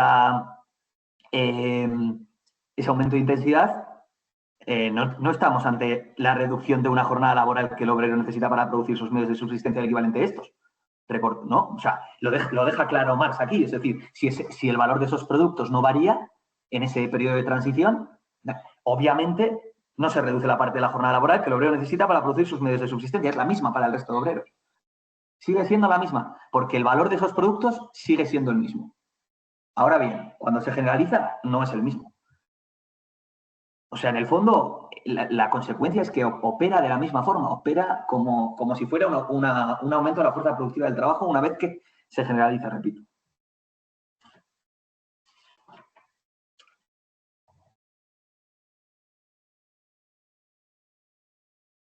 Siguiendo con esto, que para mí también hay una diferencia sustancial, aunque opera de la misma manera, que uno es que la plusvalía relativa que viene del desarrollo de las producciones del trabajo, esto más que un desarrollo es un agotamiento hasta la extenuación, lo cual lleva al segundo punto, que es que para mí la intensidad, aunque opere de la misma manera, no opera como plusvalía absoluta porque también le conduce, al igual que el alargamiento de la jornada laboral, le conduce a un límite natural, un límite del cual a partir de ella ya no es capaz de... O sea, ya un límite de la misma manera que no puedes prolongar una jornada laboral más de 24 días, no. Una persona no puede producir por intensidad, no por desarrollar las fuerzas productivas del trabajo más intensamente. Eso, o sea, para mí en ese sentido, al menos a nivel, no sé cómo decirlo, histórico o de surgimiento o como lo quieras llamar, aunque, o sea, opera de esa misma manera. Se opera de esa misma manera incluso en el momento de su generalización, porque también en el momento de su generalización lo que ocurre es que produce más intensamente, pero también consume medios de subsistencia más intensamente, porque ese trabajador posiblemente se muera antes, tenga que tener más hijos para su sustitución, el ciclo productivo se acorte relativamente. O sea, aunque el resultado, por así decirlo, sea lo mismo, o sea, digamos, la forma, o sea, la esencia de la coopera no es la misma. O sea, quiero decir, poniendo el ejemplo que pone Marx mismamente en este mismo ejemplo, pues quiero decir, pues bueno, sí, un profesor educa cabezas, como dice, pero mucho de un profesor A eduque cabezas y un profesor B eduque cabezas, uno produce, bueno, no quiero tampoco retraer malo del otro día, uno produce valor y el otro no. O sea, uno público, que es lo que dice, y el otro que está en una empresa, pues en vez de embutidos de la educación, sí lo hace. Para mí esa es la diferencia también, bueno, entre otras cosas que se han comentado, sustancial. Y ya de paso, que no va a dar tiempo, o sea, aprovecho para comentar, porque sí que me parece importante, aparte de otras pijadas, que aquí también se ve claramente cómo se correlaciona el desarrollo lógico y el desarrollo histórico. Porque, o sea, las leyes o ciertas cosas que son del desarrollo lógico, cosas de la pluralidad relativa, están, en este sentido está bastante claramente puestas una a la otra. Y una presupone la otra y una presupone cierto desarrollo histórico de función, pues para que pueda superar de esa manera, pero incluso en el sentido lógico. O sea, para que haya una subsunción real, tiene que haber una subsunción formal para que se pueda, digamos, desplegar esa lógica. Pero bueno, sin más. Estoy también...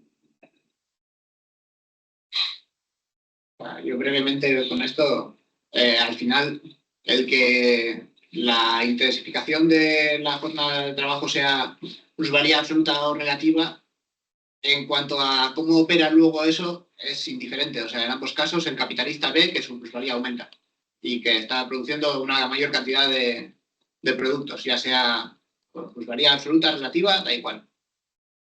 Aquí lo que viene la razón por la que Marx introduce la distinción es porque quiere distinguir el concepto de, bueno, ahora con la misma fuerza de trabajo podemos generar más porque ha habido un aumento de la productividad del trabajo y esto luego se contrapone en todo el otro proceso de ahora, fisiológicamente hablando, la gente está trabajando más rápido y está gastando fuerza de trabajo más rápido. Y esto, aunque, o sea, no es como el aumento de la productividad del trabajo, de introducir una máquina en donde claramente hay dos momentos, uno en el que un capitalista lo introduce, obtiene ganancias extraordinarias con ello y luego esa máquina se extiende y se vuelve la normalidad y entonces ya no tal. O sea, aquí es, y esa máquina, el que exista o no, es una cuestión histórica o una cuestión casual. En la intensidad de la fuerza de trabajo no es solo una cuestión histórica, sino que también es, como he dicho antes, una cuestión fisiológica objetiva que tiene asociados unos límites absolutos y que yo entiendo que por eso Marx lo cuantifica distinto, tanto en cuanto a si es plusvalía relativa o absoluta, como en cuanto a la ley del valor, cómo se aplica la ley del valor y a cómo esa hora de trabajo generaría, comparativamente hablando, más valor que la hora de trabajo menos intensa. Y aquí sí que habría que distinguir, o sea, y no sé, no ocurriría de pronto que se normaliza en toda la sociedad esa nueva intensidad y ahora cuantitativamente hablando se genera la misma cantidad de valor en esa hora que hace 15 años. Yo diría que esa distinción la introduce ahí Marx bastante claramente. Ojo, introduce más. Dice, si la intensidad del trabajo aumentara en todos, al mismo tiempo y de manera uniforme. En todos, al mismo tiempo y de manera uniforme, dejaría el aumento sería la nueva norma y dejaría de contar como magnitud de extensión. O sea que de nuevo no es el aumento de la productividad, no es el aumento de la fuerza productiva del trabajo, que puede ir por etapas, aumentar en un sector primero, luego en otro, luego en todos, irse acumulando. No. La condición para que la intensidad dejara de contar como magnitud de extensión es que se produjera en todos los ramos al mismo tiempo y de manera uniforme. Cosa que, obviamente, históricamente no se da. Nunca. Luego, la intensidad conceptualmente no es lo mismo que el aumento de la productividad del trabajo, en sentido marxista.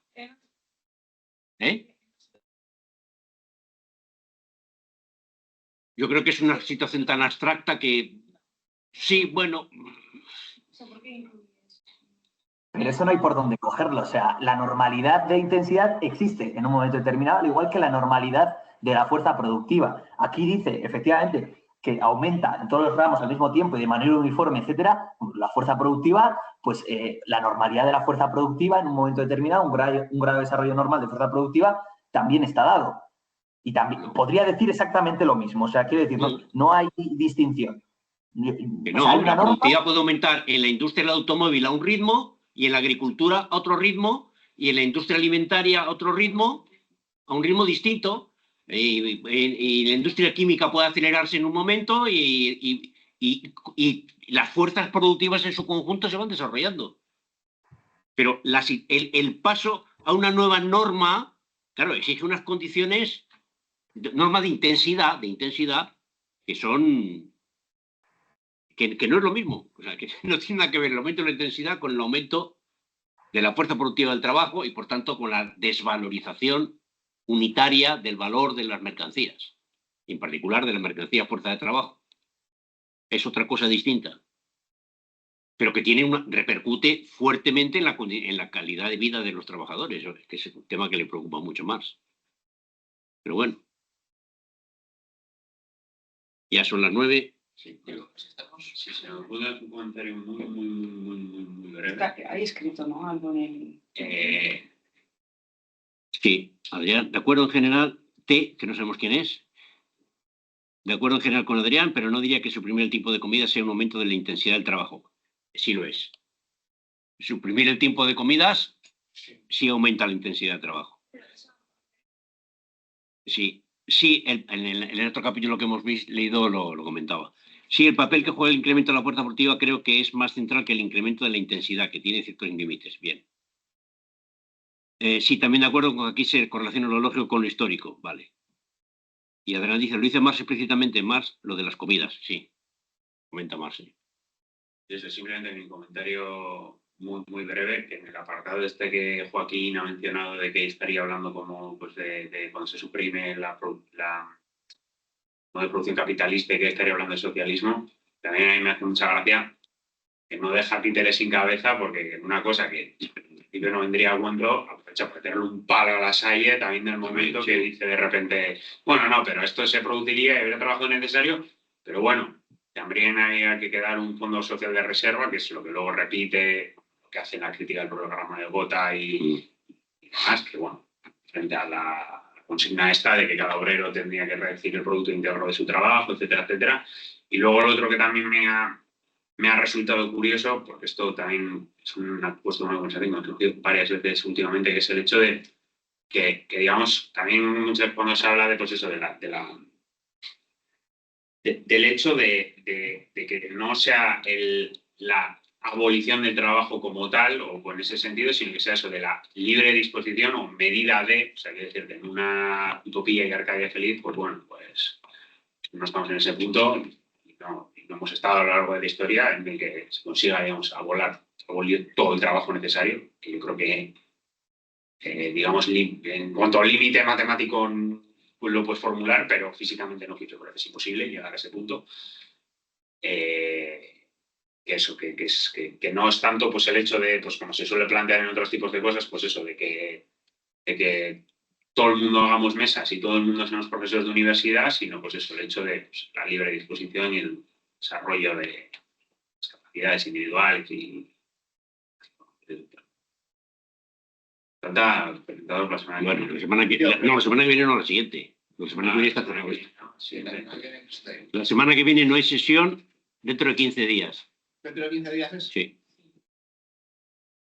Está cerrada la Pero Qué intensivo, quiere intensificar todavía más el trabajo. Semana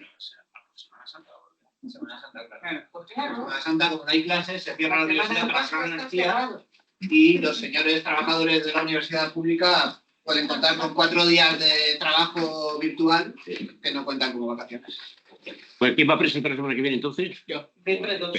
Dentro de 2. Ah, bueno, yo iba a presentar, pero como ya está Pello. Vale, La siguiente. Sí, lo sé. Estoy fuera. Entonces cambia la fecha. No, Pello. Pues, que si no